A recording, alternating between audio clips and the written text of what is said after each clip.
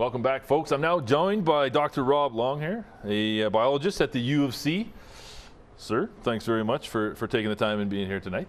Happy to be able to do it and help support the film festival. Yeah, it's an incredible thing they're doing, isn't it? Whole variety of stuff, and bugs is one of them. Bugs is definitely one of them, hence why you're here to join us. Now, before we get into it, maybe if you would, Rob, tell me a bit about your role at the U of C. So I'm principally in a teaching position, and I've been teaching courses for the last 26, 27 years at U of C. Everything from entomology classes, so insects, to animal behavior, to invertebrate zoology, lots of different things. And I've also done a couple of field courses where I take students overseas to West Africa and down to Belize. Wow. Yeah, it's fun. Yeah, it's clearly, yeah, I imagine. I gotta ask though, what drew you to entomology? It seems like such a sort of an off the keel field of study. What was it about entomology that kind of stoked your passions? So when I was young, like everybody else, the furry feathery things or the frogs you could find in the ponds, and went to university as an undergraduate and ran into an instructor there who did a great job with invertebrates and insects and piqued my interest. And I also got sort of a thing with doing something different from what other people were doing. So when a lot of my other students were working on birds and mammals, I wanted to do something different. And then I got a job for a couple of summers at the Canadian National Collection of Insects in Ottawa, where I lived, and that was enough to turn me on to it as a profession. Awesome.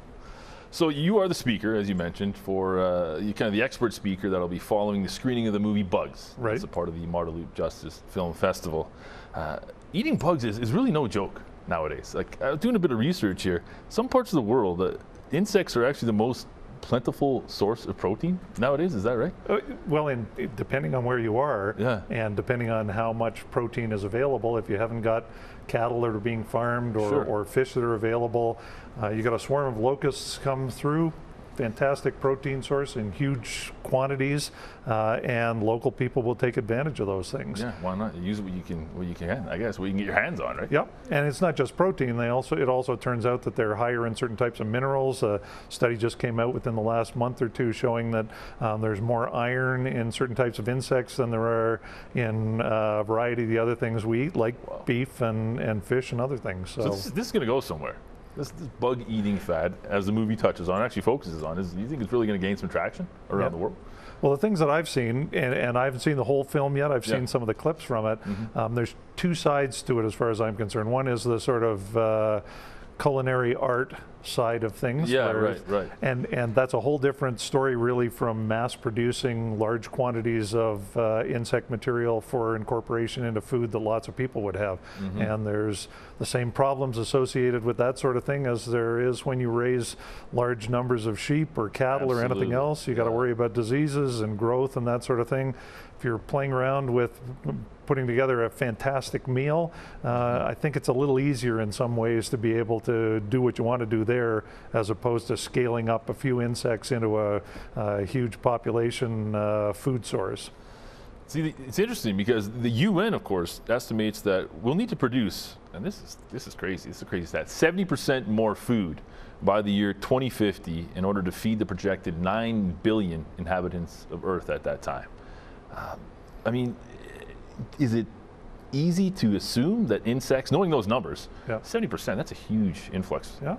Are insects going to make their way into everybody's tummy across the globe, you think? Something is going to have to. Something's going to have to happen, right? And we're already starting to rely pretty heavily on things that we didn't used to rely on, like these little shrimp-like things that whales feed on, krill down and that's a food source, but it looks like we're already putting a dent in some of the populations of those. Insects are a source that we haven't tapped into yet, and the possibility is certainly there to use them in quantities that they haven't been used by most of the Western world previously. I mean, there's going to come a point where it doesn't matter what sort of food you produce, we're not going to be able to keep up with the population expanding the way it is at this point, but that's another whole story. So I think the bug of choice, it's got to be crickets. I don't know if crickets would be readily available across the globe, but just some quick stats on crickets. Far more efficient at converting feed into protein than, as you mentioned, chickens, pigs, or even cows. Yeah. It's huge.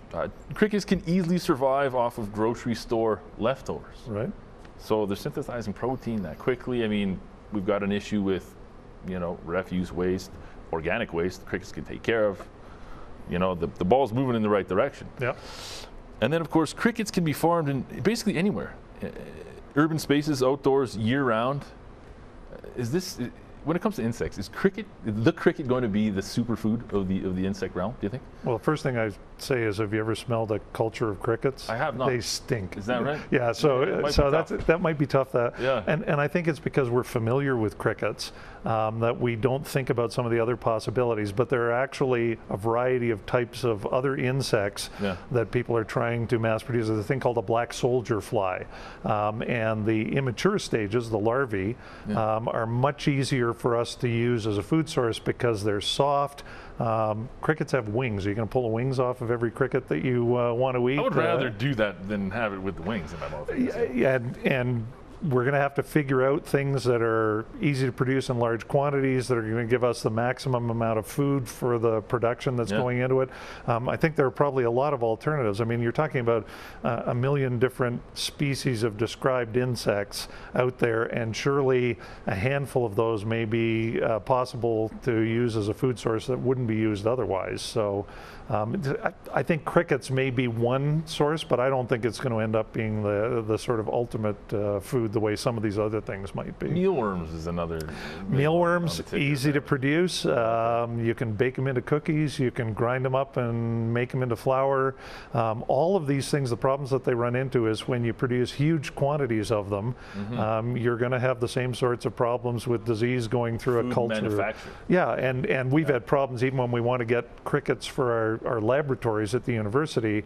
Some of the places that used to supply them have had some sort of a bacterial disease go through, knock out the culture, and we can no longer get them to use for our students to do dissections on. So, and that's only a really small scale compared to what might be possible if we're trying to use them as food. So, but when you've got so many different types of insects, there are going to be a whole variety of different ways to produce food out of them, and I think probably somebody's going to come up with something that we're not really expecting them to come up with. I think that's probably safe to assume.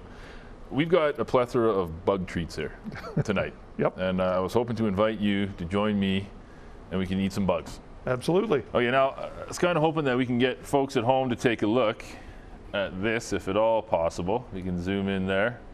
I know I'm kind of putting you on the spot. Where are we going? Are we going over here? Right here? Whoop. Let's try that. Little bug product shot. You can. Although it's hard to tell, right? Take my word for it. There is. It's a Rice Krispie square. That is. Looks like it's full of. I'm going to say crickets. Yeah, I think they probably are. Crickets? Okay. Yep. Well, I was pumping the cricket up so much.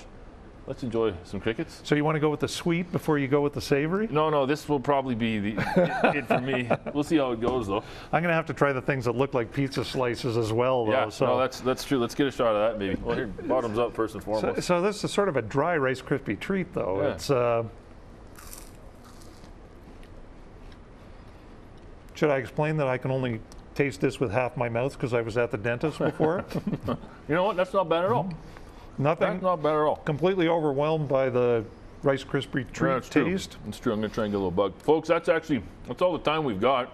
Rob and I are going to hang out and eat some more bug snacks. Sir? I'm disappointed. Thanks very much. I want more insect taste in there. We'll keep you around for a little bit. Yeah, I don't know. Folks, thanks again for joining us. As always, you can get at us. We're on Facebook. We're also on Twitter. Don't be a stranger. Reach out. Till next time, take care. That's fine.